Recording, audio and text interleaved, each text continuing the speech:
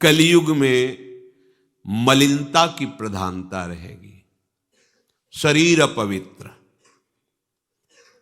शरीर को सजाने में प्रियता है, लेकिन पवित्रता क्या है यह ज्ञान नहीं है। शौचाचार की पवित्रता का बिल्कुल ज्ञान नहीं, बस सजाने की प्रियता है। बाहर से चिकना दिखना चाहिए, लेकिन वो पवित्र है कि नहीं उसको ज्ञान नहीं है, बिल्कुल पता ही नहीं शौचाचार का, पशुवत आचरण है। देखने को मिलते हैं खड़े खड़े लघु शंका कर रहे हैं, मुंह में बीड़ी ऐसे, वही जनेन्द्री को छुआ ऐसे कर, ना हाथ धोना, ना आचमन करना, न पैर धोना, बिल्कुल पशुता का आचरण है। भला पवित्र शरीर है तो मन तुम्हारा पवित्र कैसे हो सकता है? तुम्हारे आचरण अपवित्र हैं, तुम्हारा शरीर अपवित्र है। शौच गए वैसे ही, जैसे हाथ धोया उससे साबुन जो बस ऐसे निकल पड़े कपड़ा, वैसे सब अपवित्र, पूरे घर में वो पूरा घर अपवित्र। तो समझते हैं कि हम बहुत स्वच्छ, बहुत वीआईपी हैं।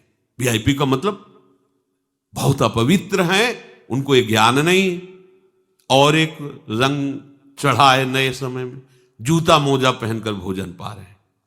देखो कैसी, अरे साधारण आदमी जिसको कोई शास्त्र से मतलब नहीं, किसान आदमी जो बैठ हाथ पैर धो करके पीढ़ा पे बैठ करके भोजन पाने जाए, इतनी पवित्रता तो हमने गांव में देखी है। बिल्कुल शास्त्र नहीं जानते, कुछ नहीं, पर भोजन पाना है तो हाथ पैर धोए और लकड़ी के पीढ़ा में बैठ के और जय भगवान हाथ जोड़ करके जमीन पर बैठ के भोजन पाए। आज चाहे वो चमड़े का जूता हो, चाहे ध्यान रखना, चमड़े की बेल्ट पहनने वाला और चमड़े के जूता पहनने वाले को गौ हत्या का पाप लगता है।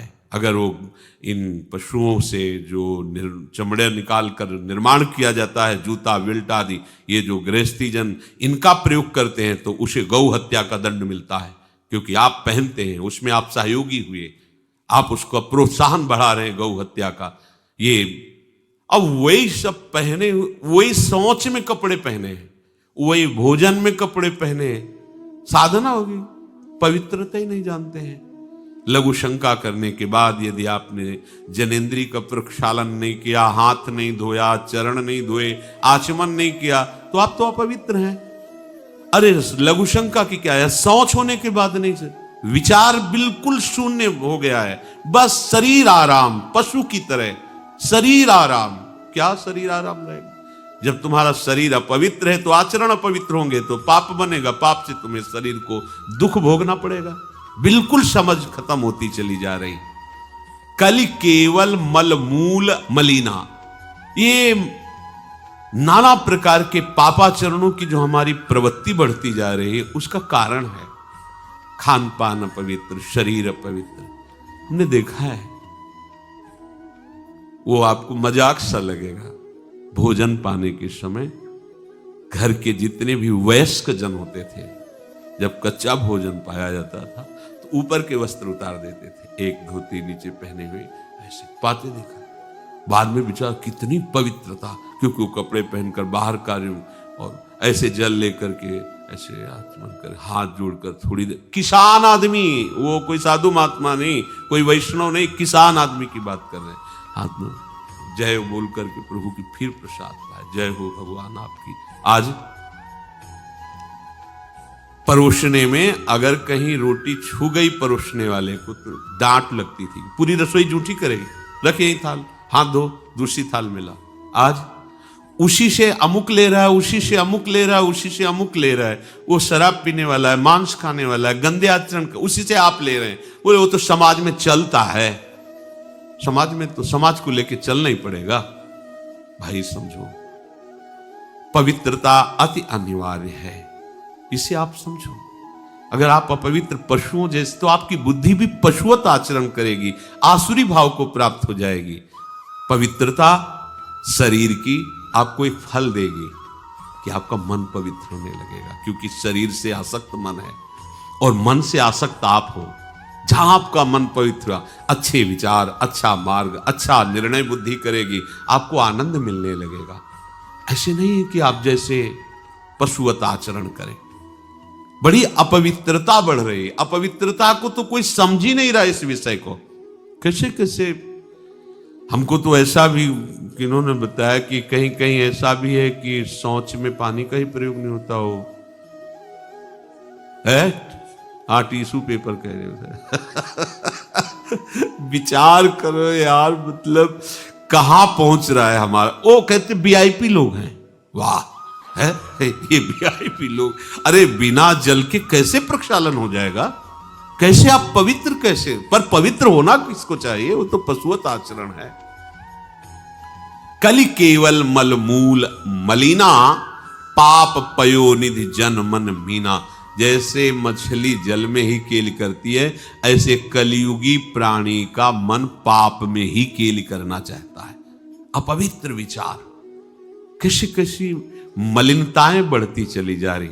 रसोई अभी बनकर तैयार नहीं हुई, ऐसे सो खड़े खड़े वही रसोई, क्या पछता है। अरे एक बार बन जाए, उसे थाल में लगाओ। हम नहीं कहते तुम भगवान का भोग लगाओ जाके, नहीं वैष्णव हो, नहीं भजन कर, कम से कम थोड़ी तो पवित्रता। एक बार थाल लग जाए, हाथ जोड़ो, अन्न को ही प्रणाम करो। अन्न ब्रह्म, उपनिषद में आता है, ये अन्न ब्रह्म है, उसे प्रणाम करो। वह हमारे जीवन को पुष्ट करता है, हमें भगवत भाव प्रद। हाथ जोड़कर, कहां हाथ जोड़े, वो तो जूता पहने वैसे ही सब, कोई खड़े खड़े खा रहा है, कोई मतलब ये हो क्या रहा है। हमने देखा है पहले बारात आती थी तो पट्टियां बिछाई जाती थी, गोबर से जमीन लिपी होती थी, दो आदमी पात्र लिए खड़े, सबके हाथ पैर धुलाए, सब बैठ गए, फिर सबको परोसा, माताएं मंगल गीत गा रही, परोसा जा, कितना पवित्र होता था। आज कोई ऐसा कम ही मिलेगा जो शराब न पिए हो, कोई ऐसा कम ही मिलेगा जो उद्दंडता न कर रहा। पशुता बढ़ रही ना, कैसे कल्याण का तो शब्द ही नहीं उनको कि कल्याण क्या, उनका यही कल्याण है, बस जनेन्द्री रसेंद्री की तृप्ति होती रहे, उतना ही वो सब कुछ समझते हैं। गोस्वामी जी कह रहे, ये नाम कामतरु है, सब कामनाएं पूर्ण करने वाला है, और ये काल का भी काल है।